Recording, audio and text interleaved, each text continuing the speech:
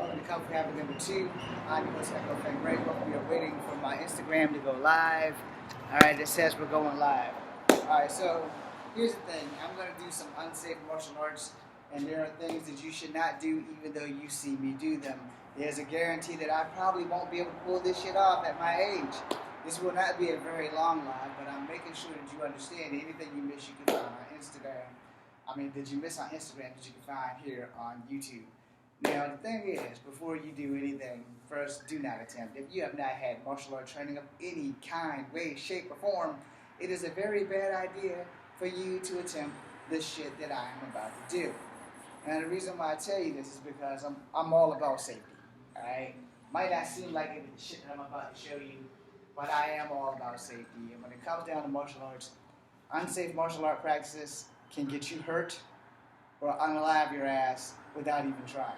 If you've seen things on TV and you've actually practiced it, I really can't say for you not to do it, because that's how I had to learn my reverse tornado kick. That's also how I had to learn another kick, because no one would teach it to me. But here's the thing: there are fighting spaces. All right, this is not a wide open space, which would probably cause for some unsafe martial arts to be done, which is why I'm demonstrating. Because one, if you don't have a choice and you have to use an unsafe martial art, then that's where you got to draw that line. You have to know when is the only time you can use an unsafe martial art. And the reason why I say that is because I'm about to spring off this wall and do a kick. There's a pillar, but I'm about to spring off this damn thing and do a kick. And hopefully, at my age, I can still pull this off. There will be times where you will have to do shit that is unsanctimoniously unsafe, which means you probably shouldn't. The thing is that you're never going to know what's unsafe unless you learn it from somebody else's mistakes, or if there's some idiot like me on the internet telling you that it is completely unsafe. What I'm about to do is completely unsafe. If you are a stuntman, y'all live in unsafeness, so I can't tell you what's unsafe if you're a stuntman. But if you are a regular old Joe and a martial artist that's just starting out, what I'm about to do is completely unsafe. And there will probably never be a time in your life, I'm sorry, this crow is distracting me. There will probably never be a time in your life where you will ever have to do this spring off the wall Captain America type kick. Alright? I will make a confession before I do that. I have actually used it in high school to win a sparring match against a black belt. And he was a little upset because they didn't teach him that shit in school. Well, they didn't teach me that shit in school either. Improvisation and adaptation is a very important part of martial arts. And if your teacher isn't teaching you how to improvise and adapt, you may want to seek extra teaching from a different teacher. That being said, wave to the people that are here. That being said, this is completely unsafe, and please do not try this. As you can see, there is not enough room for me to pull this off, which is what makes it unsafe. So, you have this kick, and then you have this kick that I almost failed doing the last time. Alright?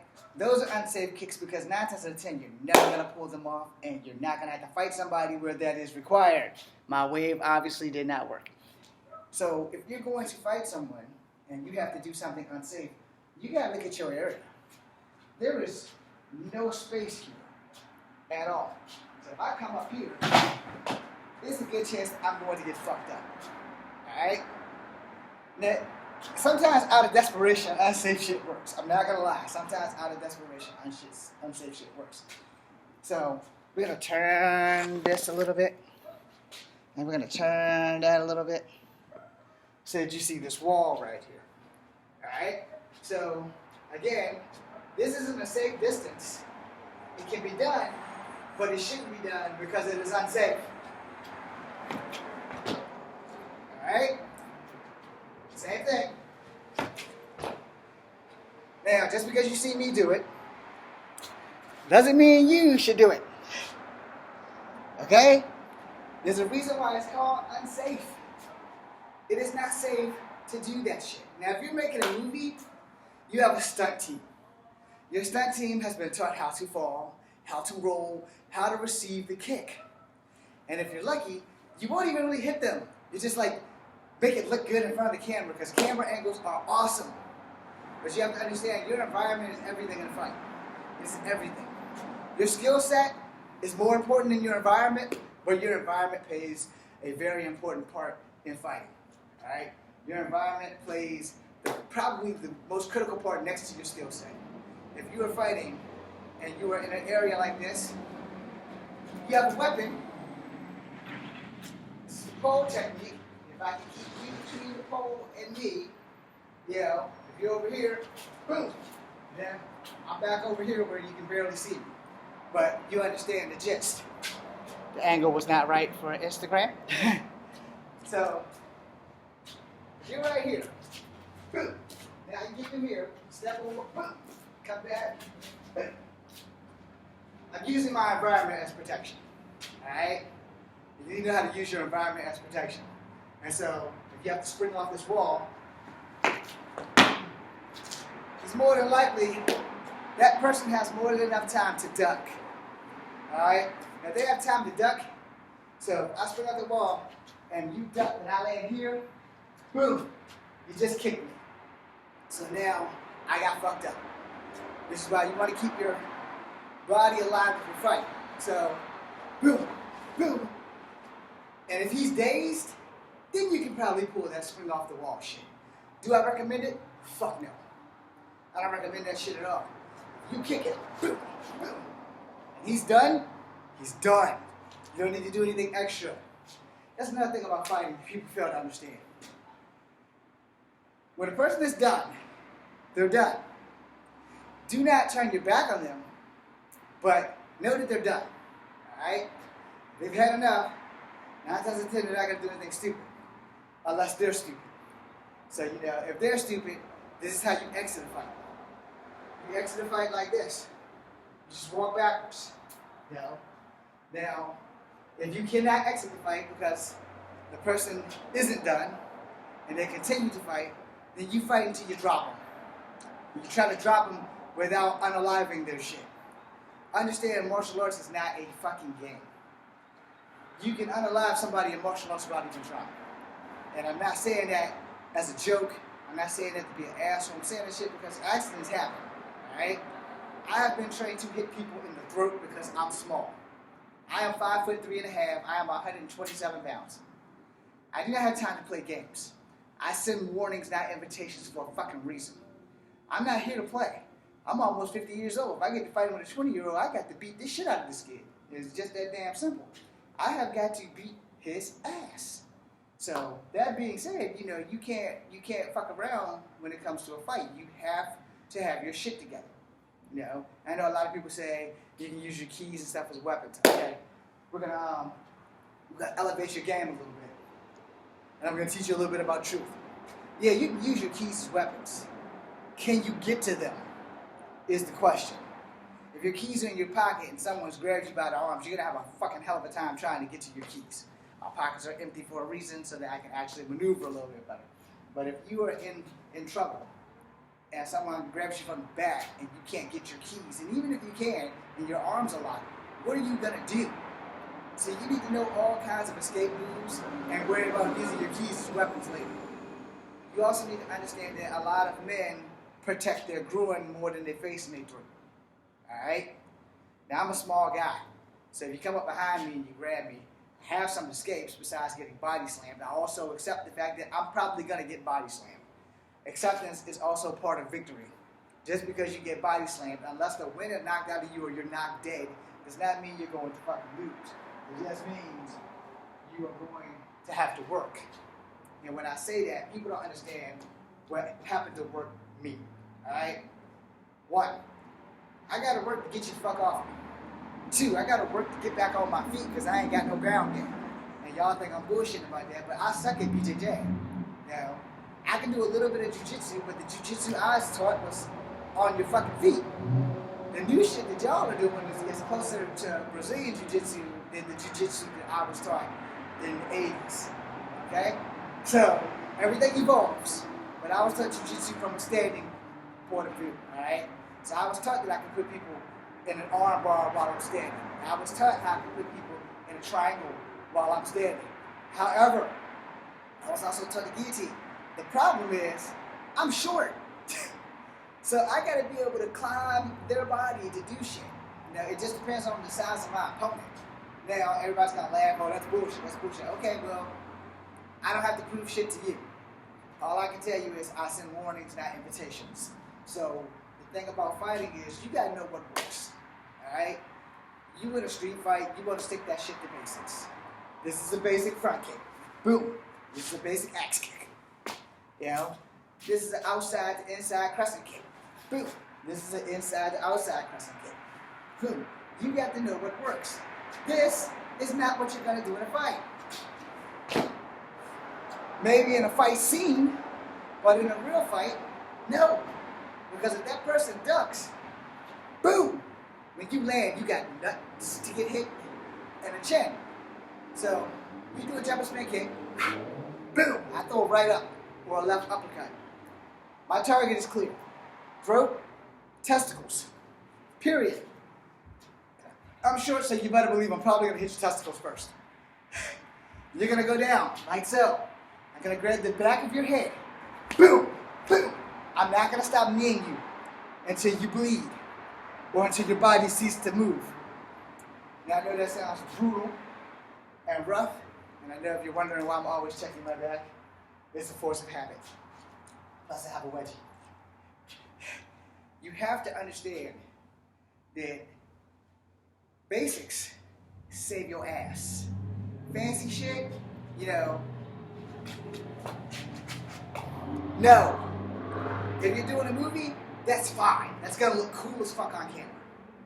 But if you coming at me, boom, yeah, that front kick slows you down, I'm getting back in position. Boom, boom, boom. Yeah, I'm keeping that shit where at least one foot's on the ground all times. You know, I'm gonna make sure that I'm set to make sure that you don't fuck my shit up. Understand how this shit works. My environment is everything. My opponent is secondary. Most importantly, above all else, my goddamn skill set. So if I'm throwing a jab, and I throw an elbow, let's say you threw a jab, block, and I throw an elbow, okay? That's not what I was taught. Break and then hit. So you're throwing a right jab, I'm on the outside of your body, snap, punch, pull. I have more options getting to your outside versus trying to karate that shit up, block and throw a punch. Well, the downside of a lot of karate styles is that they always teach you block and counter. So it's always boom, boom, all right? Where Kung Fu is one fluent motion. I blocked, I broke, I slid down your arm. I blocked, I broke, I slid down your arm. I still have your arm. Boom! I pulled you into the knee. So when I pulled you into the knee, I can go backwards and I can go backwards. Understand? So I just blocked, pull, knee, boom, with an elbow to your face, boom to the back of your head. I'm still holding your arm in a position even though I don't have your arm in my body. You know what I'm saying? Because I just blocked, I broke, pulled. See, once that pull's there, I can release this part, power back smack you right up in this area, and then I can elbow you right up in this area, and I'm going to do that shit because I'm smaller than you. I'm not going to sit here and try to outpower you. I'm not going to try to outmuscle you. I'm going to let you throw that right jab, boom, and this is my left, and you're going to throw the right, which will be on my left. Boom, I can bat it away, boom, I can bat it away and push, and then throw you in towards a kick. I can grab it, break it, push, and then push. There's a lot of options that I can do from that position. Now, if you're throwing the left, it's coming to my right, so I can get over here, boom, boom, same thing. I can be just as nasty, break, pull, elbow, excuse me, that's a knee, break, pull, elbow. So, snap, pull, elbow, because it's right there. Or snap, pull, knee, then elbow. There's a lot of options I can do from the outside of your body versus trying to counter fight you. Alright, so we're both doing karate. You jab, I block. Because most people are taught left, left, then right. Unless you're southpaw, then it's right, right, and then left. So if you're doing Wing Chun, you're already in the southpaw stance. So boom, boom for Wing Chun. For karate, boom, foo. Understand? So you throw a left, I block, and I throw a left. All right? And switch stance. You throw a right, I block on my left, and then I throw a right. But if I'm throwing it right and you're throwing it right, we can either connect, or one of us can get the block. You know, you throw it right, I'm throwing right. I throw this block to block your right, and I catch you. You know, that's kind of how that shit's gonna work. But I also know that I'm not very strong in the upper body. Right? As of my hip replacement, I'm not very strong in the lower body anymore. So now I have to adapt. So adaptation and knowing your weaknesses makes it your strength. I know all my weaknesses. So I don't know my strengths yet, but I know all my weaknesses, which puts me ahead of the game because most people don't know their weaknesses, they only know their strengths. I know what used to be my strengths. They are not physically my strengths anymore due to age and due to fucking hip surgery. Because my legs were my strength. Now they're there. They're not as strong as they used to be. So I have to end fights even quicker now than I had before. Now, again, knowing where to hit someone is far better than knowing how hard to hit someone. Okay? Because sometimes you don't have to hit anybody really, really hard. You just got to hit them directly in certain spots. This is where Kempo comes in, and this is where pressure points come in, and this is where people give me the finger because they don't believe in pressure points. So I'm going to put it to you the way it was told to me by one of my brothers who does martial arts. If you do it right, this shit should work. And there are going to be a lot of people who don't like pressure points, alright? Those people should probably go study Kempo. K-E-M-P-O or K-E-N-P-O. They're the same fucking style. I took the one with the M. Okay? Kempo. Not Kinpo, but Kempo. Okay? So just to get that straight, they're the same style. They're the same style. I did not take Shaolin Kempo, I took Okinawa Kempo. They're both fairly damn dangerous. I just learned about Shaolin Kempo, so I had no knowledge of it before. But I guess it's probably just Kempo with the Shaolin twist. Alright? Now, if you're going to do animal styles, tiger, dragon, snake, crane, mantis, you're going to need to know how those things work. You're also going to need to know how to identify them while fighting someone who's using them. Now, again, Kempo works on a system of pressure points and strikes and punches being one and the same. So if you're throwing a punch and I boom, that's a block, but it's also a knuckle strike to your hand. As I said in many videos before, I'll say again, your hands are the easiest parts of the human body to break. Alright, this is why when they teach you how to throw a punch, they tell you you don't put everything into your punch. Most of your power lays in here, boom, you just jab that shit out. You get enough torque here, it doesn't have to be a power punch to be a powerful punch. Boom, you know, it can be a short punch, you know, it can be a long punch, but your power wants to stay distributed equally through your arm and not just in your hand. Because if you hit somebody too hard, you're gonna break your fucking hand. Now, I'm gonna say this, I'm not going after anybody, I'm not trying to discourage anybody, but I'm gonna tell you right now, if you are training and you're going around punching things like this, not this metal thing, but this fucking pillar, there's a highly chance that you are going to do damage in the future. Alright, I don't give a damn how wrapped your ass is, how good your hands are wrapped, or what kind of gloves you're wearing. You do not hit things like this. You do not hit tree barks. Alright? Now if it's a dead tree, like an old rust bucket tree, the bark is like falling off regardless, I'm not gonna say you should be hitting it, but you really shouldn't be hitting it. But if that's what you want to do, I'm trying to warn you, I'm trying to save your hands. Alright? It's the same thing with bare knuckle fighting. If you're gonna fight bare knuckles, you are probably going to break your knuckles. Because you don't know how hard someone's chin or their jaw is. If you fight somebody with a glass jaw and they go to sleep, you're not gonna fight everybody with a glass jaw. You know, that's just a simple fact that you will fight somebody who has a jaw made out of complete iron and steel, and then you're gonna have a fucking problem. Alright? So, you know, you gotta know how, or where rather, to hit somebody. And this is my zone of teaching of you where to hit people. Alright, so this is like your safest zone. This zone is almost guaranteed to collapse somebody because you want to get right in here. Your homework, when you stop watching this, is to go drink a sip of water. It should stop right in here where your breastbone and your rib cage stops and breaks apart to go this way. So right in there is where your actual stomach is. A lot of people can take kicks to the belly because they fucking work their abs and they muscle them some bitches up. So you should build that up if you don't want to get hit here, because you can't exhale every time somebody's throwing a punch.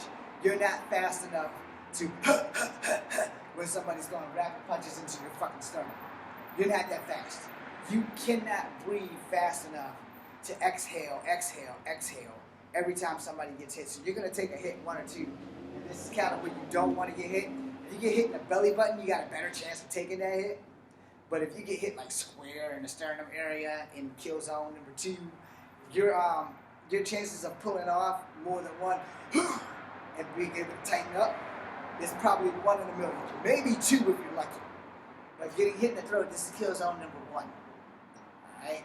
So getting hit in the throat is going to be a real solid work where you're going to have to do shit. And you're going to have to work really, really fucking hard, because there's not enough exercises that I can teach you to straighten up your throat. Alright? It's not. You can harden every part of your body except for a few parts. Alright? Understand that shit. TIE fighters' ultimate weapon is that they are physically impervious to pain in most spots, except for in their weapons. Their main weapons is their elbows and their knees.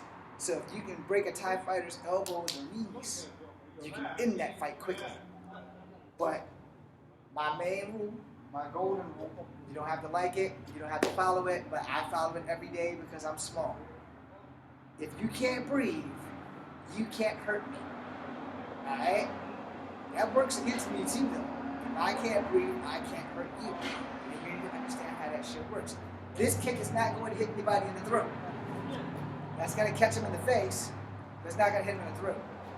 This kick is more than likely to catch them in the throat. Now that's a little short because I'm short, but if you catch them in the throat, you can catch them in the throat. And you can probably catch them with one of those ballerina kicks to the throat, and good luck with getting it there, but it can happen. But if you're gonna hit somebody in the throat, it's probably better to use your hands versus your feet, because your hands can get there, boom, boom, boom, boom, you can get it there. Where you try to get your foot exactly up there, no. Also, your foot is a bigger target than your hands. They can see your foot coming a whole lot better than they can see your hands, because the hands are quicker than the eye, but the foot is a very wide target. So if you compare my shoe to my hand, that you can see less. This you can see all day long, because it's a shoe. It's a gray shoe. But you can see that shit. If you look, you can see it. I can get my hand to you a lot faster than my foot. However, I'm better with my feet than I am with my hands. And like I tell people all the time, know your strengths, know your weaknesses. I know my weaknesses. I don't know what my strengths are anymore because I've been in a fight in a long, long time. That is not an invitation, that is a warning. But you gotta understand your environment, your skill set. All of these are very important. And if you don't know them, you will know them when you need to. Because here's the thing, no one expects to get into a fight every day. Unless your name is Echo Fang Grey Wolf. I almost literally expect people to jump me all the fucking time. But that's also because I've been jumped at least 2 times in my lifetime. Possibly 3 times. Definitely 3 times. And I've won. So, therefore, the very first time I got jumped was in Buford School, because they didn't think my shit was real, and they were my friends, or they became my friends. Got jumped in the projects once, and I got jumped on my job. So, you live and you learn. Getting jumped is not fun, but you need to be able to understand that you can survive being jumped, but you got to be on your P's and Q's. And most people don't expect to be jumped at all. And that's the thing. You can never walk the streets and think that you won't get jumped. You can anticipate it. You don't have to wish it to happen, but you can anticipate it. You know, if you're walking in an area that's not very well lit, there's a high probability that you might get jumped. Now, 9 times out of 10, this generally happens to males of color. Right? It doesn't really happen to everyone else, but 9 times out of 10, it's generally a male of color that gets jumped, or a male of non-color who just happened to be the right guy at the right place at the wrong time, and might have been flashing his money somewhere where you don't do that in public. Yeah. Now, the thing about fighting is you have to be able to understand that everything around you, environment, is important. It is also the ability to use your environment as a weapon, like springing off this wall, springing off this pillar. Yeah, you could do that, but it's not safe. Secondly, you don't know who you're fighting, which is a whole other ballgame, and I'm going to end the live with this. You never know who you are fighting until the first blow lands. Alright? And I mean that approximately because if you hit somebody and they can take your best shot and keep coming, then you have a problem. It does not mean you're going to lose. It just means you have a problem. It means you have to work a lot fucking harder than before. Which also means that in an emergency, you may have to do that. In an emergency, you may have to do that. I don't think you guys on Instagram saw that, so we'll try that again. You see how my foot slid down as I did that? That's why it's unsafe. In an emergency, you may have to do that. So, I mentioned that in a sparring match in high school. I had to do that because this black belt was like really, really good. I was better. I knew I was better, but he had good defenses. So I had to pull a Hail Mary, which again, that messed him up. Then when he tried it again, I switched the game. I went from doing a kick to doing a punch. So understand, you need to adapt. Some people aren't going to fall for the same shit twice. Now, back to the subject at hand before I end this. You do not know who you are fighting until the first blow lands. It's better to be tougher than stronger. I don't care what anybody says. This is my opinion. It's better to be tougher than stronger because if you can outlast the person, you got better cardio, you can probably outlast them, then you can turn the tides of battle and you can whoop their ass. Protect your head, protect your throat, protect your sternum. Those are the main places you gotta protect. Learn how to block. Now, I will make a separate video on my YouTube channel of Kung Fu Avenue #2 talking about blocks. So, that being said, I'm Echo from Grey Wolf. This is Kung Fu Avenue #2 and Instagram. Be seeing ya.